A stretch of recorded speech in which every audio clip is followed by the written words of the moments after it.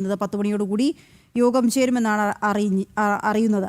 Thiruvananthapuram medical കോളേജിലെ doctor ഹാരിസിനെ തള്ളാതെ വിദഗ്ധ സമിതി നൽകിയ റിപ്പോർട്ടിൽ നടപടി ഉടൻ ഉണ്ടാകുമെന്ന് അറിയുന്നു. ആരോഗ്യവകുപ്പ് അഡീഷണൽ ചീഫ് സെക്രട്ടറിക്ക് നൽകിയ റിപ്പോർട്ട് പരിശോധിച്ച ശേഷമാകും നടപടി.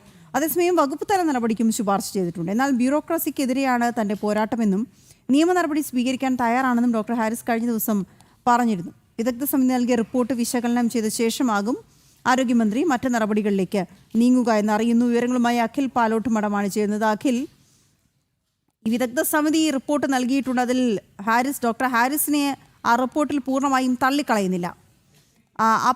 അന്ന് നടന്ന ആ പർട്ടിക്കുലർ സർജറിയെ സംബന്ധിച്ചിടത്തോളം പ്രശ്നങ്ങൾ ഉണ്ടായിരുന്നു എന്ന കാര്യം തന്നെ പറയുന്നു. പക്ഷേ ആകെ എടുത്താൽ അങ്ങനെയുള്ള പ്രശ്നങ്ങളില്ല എന്നും ആ റിപ്പോർട്ടിൽ പറയുന്നുണ്ടായിരുന്നല്ലോ. ഏതായാലും ഈ അപകടങ്ങൾ, ഈ കോട്ടയം മെഡിക്കൽ കോളേജിൽ നടന്ന അപകടത്തിന്റെ പശ്ചാത്തലത്തിൽ ഇപ്പോൾ അടിയന്തര ശ്രദ്ധ മുഴുവൻ അങ്ങോട്ടേക്ക് മാറിയിരിക്കുകയാണ്.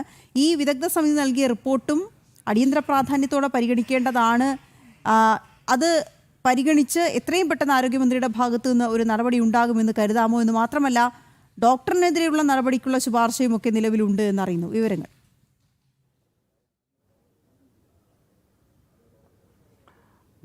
വീണ നേരത്തെ സൂചിപ്പിച്ചതുപോലെ തന്നെയാണ്, ഏതെങ്കിലും ഒരു പ്രശ്നമുണ്ടാകുന്ന സമയത്ത് മാത്രം പ്രവർത്തിക്കുന്ന ചില മിഷണറികൾ നമുക്ക് ഉണ്ട്. നമ്മളുടെ ഒരു സംവിധാനത്തിൻ്റെ പരാജയം എന്ന് പറയുന്നത് തന്നെ അതാണ്. നേരത്തെ വീണ അത് സൂചിപ്പിക്കുകയും ചെയ്തിരുന്നു. ഈ ഹാരിസ് ഡോക്ടറിൻ്റെ കാര്യം ഉണ്ടാകുന്ന സമയത്ത് കേരളത്തിലെ മെഡിക്കൽ കോളേജുകളുടെ എത്രമാത്രമാണ് അതിൻ്റെ കാര്യക്ഷമത എന്നായിരുന്നു കേരളമെമ്പാടും ചർച്ച ചെയ്യുന്നത്. അതിനോടൊപ്പമാണ് കോട്ടയത്തെ മെഡിക്കൽ കോളേജിൽ അപകടം കൂടി ഉണ്ടാകുന്നത്. വീണ ഇപ്പോൾ പറഞ്ഞതുപോലെ തന്നെ ഇപ്പോൾ എല്ലാവരുടെയും കണ്ണുകൾ കോട്ടയം മെഡിക്കൽ കോളേജിൽ അപകടത്തിൽ നിൽക്കുകയാണ്. ഈ ഗ്യാപ്പിൽ എന്തായാലും തിരുവനന്തപുരം മെഡിക്കൽ കോളേജിലെ ശസ്ത്രക്രിയ മുടങ്ങിയത് ചൂണ്ടിക്കാട്ടിയ ഡോക്ടർ ഹാരിസ് ചിറക്കലിനെതിരെ ഒരു വകുപ്പുതല നടപടി ഉണ്ടാകാനുള്ള സാധ്യതയൊക്കെ നിലനിൽക്കുന്നുണ്ട്. കാരണം അത്തരത്തിലൊരു വകുപ്പ് നടപടി ഉണ്ടായാൽ ആരും പെട്ടെന്ന് ശ്രദ്ധിക്കില്ല എന്നുള്ള സർക്കാരിൻ്റെ ആ കുടീര ബുദ്ധി എന്തായാലും ചിലപ്പോൾ പ്രവർത്തിക്കാനുള്ള ഒരു സാധ്യതയും നിലനിൽക്കുന്നുണ്ട്. എന്തായാലും സർക്കാർ തന്നെ നിയോഗിച്ച വിദഗ്ധ സമിതി ചില കാര്യങ്ങൾ ശരിവെച്ചുകൊണ്ടാണ് ഒരു റിപ്പോർട്ട് ഇപ്പോൾ ആരോഗ്യ അഡീഷണൽ സെക്രട്ടറിക്ക് സമർപ്പിച്ചിരിക്കുന്നത്. അതിൽ പ്രധാനമായും പറയുന്നത് ഈ പർച്ചേസ് നടത്തുന്ന കാര്യത്തിൽ പ്രിൻസിപ്പാൾക്കും HODമാർക്കും ഒക്കെ തന്നെ കുറച്ച് അനുവാദം കൂടുതൽ നൽകുന്നത് നന്നായിരിക്കുമെന്നുള്ള ഒരു കാര്യമാണ് അതിൽ പ്രധാനമായും ചൂണ്ടിക്കാട്ടുന്നത്. മറ്റൊരു കാര്യം, ഇത്തരത്തിൽ ചില അപാകതകൾ തിരുവനന്തപുരം മെഡിക്കൽ കോളേജിൽ ഉണ്ടായിട്ടുണ്ട്. സർജറി മുടങ്ങുന്ന കാര്യത്തിൽ ചില ഉപകരണങ്ങളുടെ കുറവും